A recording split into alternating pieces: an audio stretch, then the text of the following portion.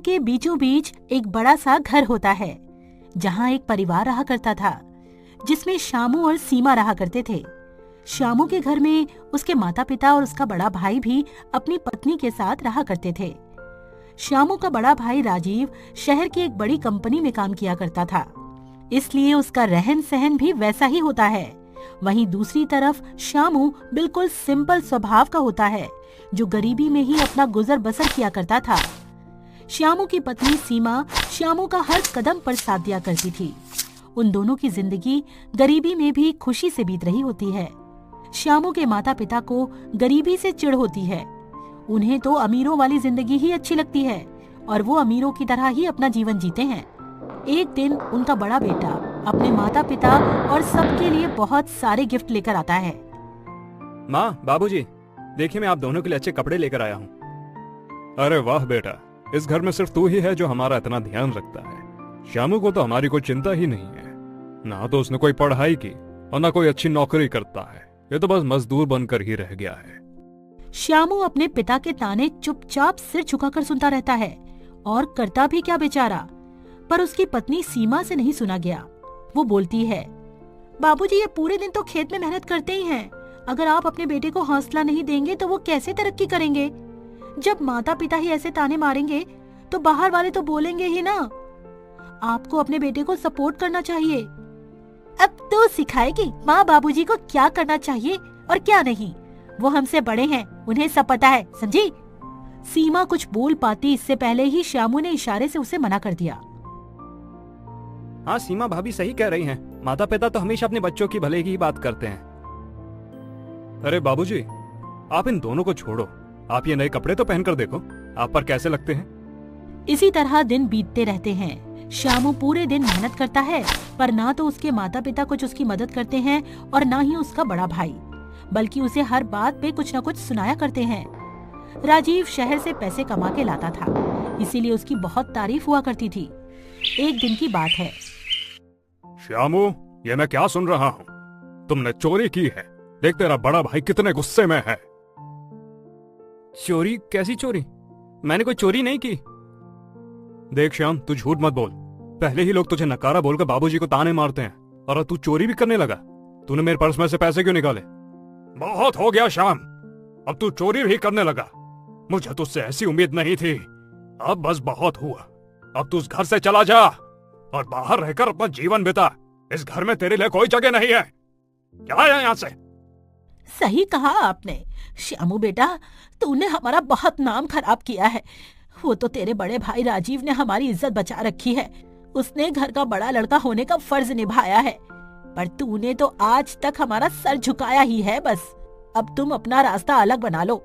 यहाँ तुम दोनों की अब कोई जरूरत नहीं है। अपने माता पिता से ऐसी बातें सुनकर श्यामू और सीमा का दिल टूट जाता है। वो जानते थे कि उनके पास और कहीं कोई ठिकाना नहीं है, लेकिन फिर भी वो अपने माता पिता की बात मानकर घर छोड़ने का फैसला कर लेते हैं।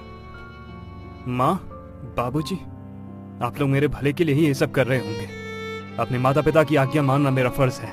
चलो सीमा, चलते हैं। दोनों घर से निकल जाते हैं। श्यामू और सीमा गांव से बाहर एक टूटी फूटी झोपड़ी किराए पर लेकर रहने लगते हैं। अब उनके पास खाने पीने के लिए भी बहुत कम सामान होता है। देखा जी आपने, अपना तीर सीधा जाकर निशाने पे लगा है। अब वो नकारा श्यामू हमारे रास्ते से हट गया, समझो। सही कहा तुमने। बस बाबूजी को पता मत चलने देना। वहीं दूसरी तरफ श्यामू उदास बैठा होता है। तब सीमा श्यामू से कहती है, आप चिंता क्यों करते हो जी? हम दोनों फिर से खूब मेहनत करेंगे और फिर से अपनी नई जिंदगी बनाएंगे और अपने सपने पूरे करेंगे। तुम ठीक कहती हो सीमा। मेहनत और ईमानदारी से एक दिन हमें जरूर कामयाबी मिलेगी। फिर क्या था, रामू दिन रात मेहनत करने लगता है। कभी खेतों में मजदूरी करता तो कभी लकड़ियां काटा करता है। सीमा भी पास की एक महिला के साथ सिलाई का काम सीखने लगती है। दोनों की जिंदगी मुश्किलों से भरी पड़ी होती है, पर वो हार नहीं मानते हैं। भाभी, मेरे पति बाहर मेहनत करते हैं, मेरा भी तो फर्ज बनता है ना कि मैं भी उनकी मदद करूं। क्या आप मुझे भी सिलाई कढ़ाई का काम सिखा सकती हो? अरे क्यों नहीं सीमा, आजकल की लड़कियां तो अपने गरीब पति को छोड़कर ही भाग जाती हैं। वहीं तू है कि अपने पति का साथ देना चाहती है। तू चिंता मत कर, मैं तुझे सब कुछ सिखा दूंगी। कुछ ही दिनों में सुमन सिलाई कढ़ाई का सारा काम सीख जाती है और अब उसके पास सिलाई के बहुत सारे काम भी आने लगते हैं। अगर आप सही समझो तो कुछ पैसे मैं इकट्ठा करती हूँ, कुछ आप इकट्ठा करो और हम इस झोपड़ी के बाहर एक छोटी सी दुकान खोल लेते हैं। आप बाहर दुकान संभालना और मैं अंदर सिलाई का काम संभाल लूंगी। अरे वाह सीमा, ये तो बहुत ही अच्छा सुझाव है। मैं दिन रात मेहनत करके तुम्हारे लिए भी एक दुकान खोलूंगा। इस तरह सीमा और शामू ने अपनी मेहनत से एक दुकान खोल ली होती है। वहाँ वो कुछ पैसे कमाने लगते हैं और उनके जीवन में खुशियाँ आने लगती हैं। एक दिन सीमा शामू से कहती है, अजी देखा आपने, अब हमारी हालत पहले से काफी ठीक हो गई है।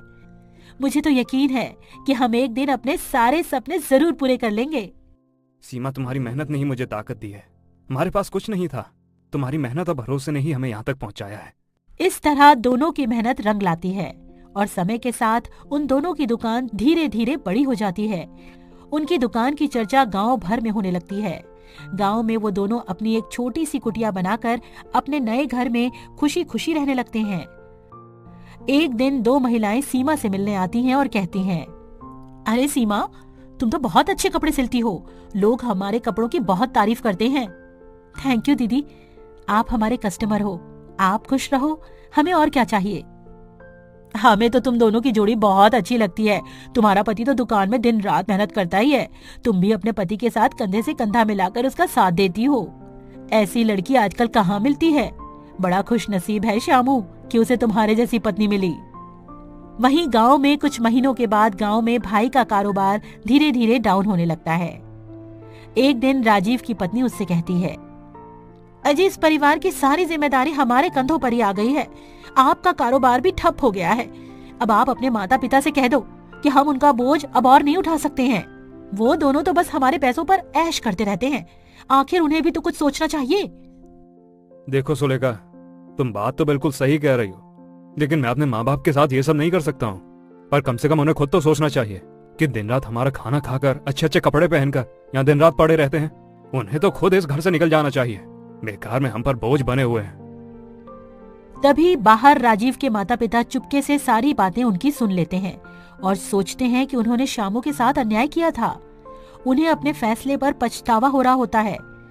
हमसे बहुत बड़ी गलती हो गई जी, हमने अपने ही बेटे के साथ इतना बड़ा अन्याय किया, जो सच में अपनी ईमानदारी से हमारी जिंदगी को संवार रहा था, उसे हमने अपने घर से निकाल दिया।